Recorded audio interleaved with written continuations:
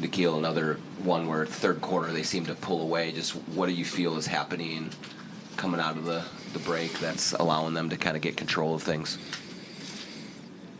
Sense of urgency. I think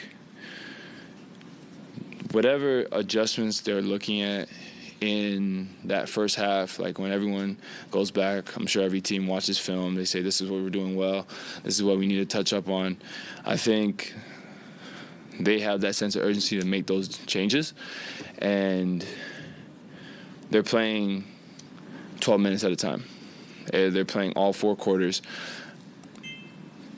throughout this postseason, and I would say throughout the season, we have been able to wear teams down to where we put them away at times. This is a team, and you can see by their record, where you're not going to put them away, and you kind of got to play 4 rounds at a time. If it's a knockout, it's going to be a TKO, and so I think that's the main difference. Are the three-point shooting struggles for the team as a whole, is that more what they are doing defensively to make you guys uncomfortable? Is it just missing shots you normally make? What do you see there? These are open shots. They're open shots. We got to make open shots. And I have faith that we will. Whether that's more repetition, I know we have workers on the team, so they're going to work to making sure that they're prepared. Last game, I missed shots. So for me, it was a focus on really owning in on my principles, my base, all the stuff that I tell myself, good wrists and so forth. And so I think the main thing out of all of this and the big takeaway was that fourth quarter. And we made shots, yes, but I think because we played with pace, that's the reason why. Nickeil, in that, in the first game, you guys did a really good job of running them off the three-point line, and, I believe it led to a season low in three-point attempts for them. And the same thing kind of in this game, a little bit more, but you guys have, held them to shoot, below 50% from the three-point line in this series. But it seems like, their two-pointers is where they're really starting to get, going towards the basket. How do you, kind of balance that, kind of funneling them into the rim, but it seems like, they're not missing any mid-ranges. How do you kind of balance that, Finishing up possessions defensively, making sure that once we run them off the line, staying in the drive, passing it over to the next guy, low man rotation being there. We had some fouls that had led to free throws or and ones because we weren't there early. The job, is not going to – we won't get stops if we're playing defense 90%. If we're not making that last rotation, if we don't box out to get the rebound. Like I mentioned earlier, because they're so disciplined in the small details, we have to match that. I think in the fourth quarter we matched that. We flew around. The rotations were there. We forced some shot clock violations. They missed the mid-range shots that they were making in that first half. And I think that just boils down to matching that intensity and bringing another level like they do in the third quarter. Nickeil, this is really the first game all postseason that Julius has struggled. What did you make of his night? And what does it make you recognize how consistent he has been prior to tonight? For sure, and I'm not bothered. I'm not going to bat an eye at it. I know Julius. I know he's going to come in and work. I know that as a competitor, his blood's boiling, and he's going to come back the next game ready to go. We're going to be at home. We're going to have the comfort of sleeping in our own beds and having an opportunity to play in front of our home crowd, have them behind us, and just another chance to compete. I'm not worried about Julius. I know that he's a great player, and I know right now he's telling himself he's going to be ready for the next game.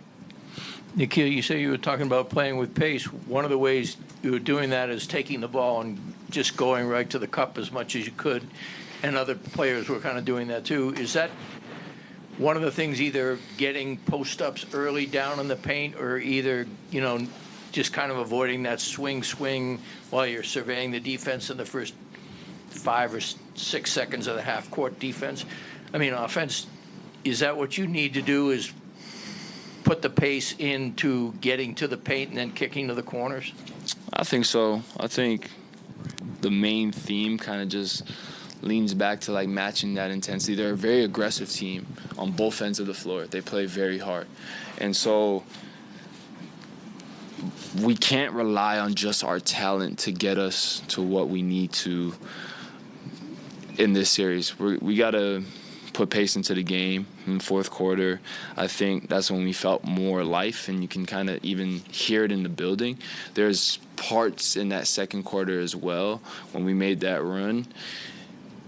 Putting pace into the game for us and being aggressive with the talent that we have, it helps us.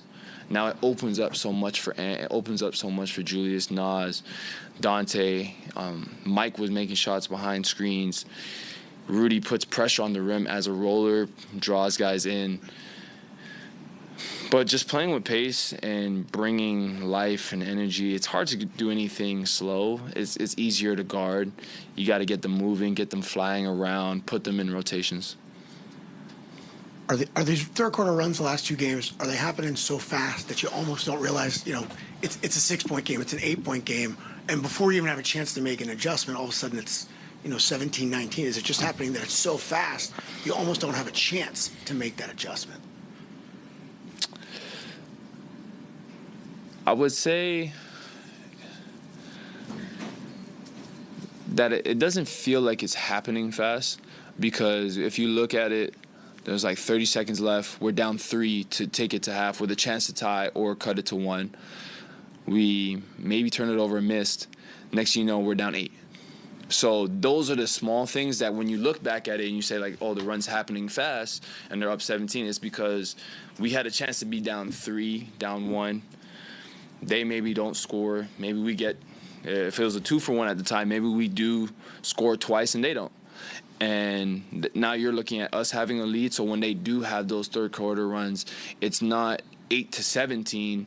It's 3-9. It's tie game to 7.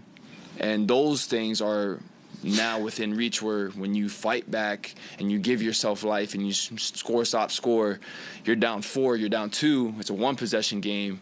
Now you're putting more pressure on them and they can feel that. But when you get to 17 and it's an 11-point game, they still kind of don't have that pressure on them. And so I think it's just about closing quarters better and weathering their storms a little bit better. It's going to come back to the details, especially in the Western Conference Finals. Nickeil, you talked about just kind of the effort that it requires to beat this team. That if it's going to be a knockout, it's going to be a TKO. Is there anything that you or this team can draw on from this season or last postseason about the amount of energy, effort, focus to reach that level to knock these guys off? I think there's no other feeling than losing last year. Getting so close to lose. I think that's my biggest memory. And as a competitor, losing has to be something that's got to motivate you, if anything. Wanting to win, to play together, to achieve something that you never achieved before. And this is a great group, and I believe in this group. I feel like we have what it takes. So it will be a huge disappointment if we don't bring that competitiveness to try to win. Nickeil, you guys have won the minutes that Mike Conley's been on the floor by 19 points in this series and lost the minutes he's been off the floor by 60. Why do you think that is? Mike's the glue guy. Very smart. Gets us into our sets. He's not frantic. He's been here so many times. He understands what it takes. And just the lineups and the way Mike's been making plays off the pick and roll has been a threat that has helped us. Last question.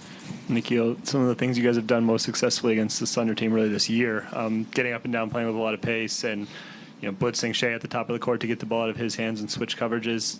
Are those things you guys can do with your big lineups, or how are you able to play with some of those same aspects with your bigger lineups on the court?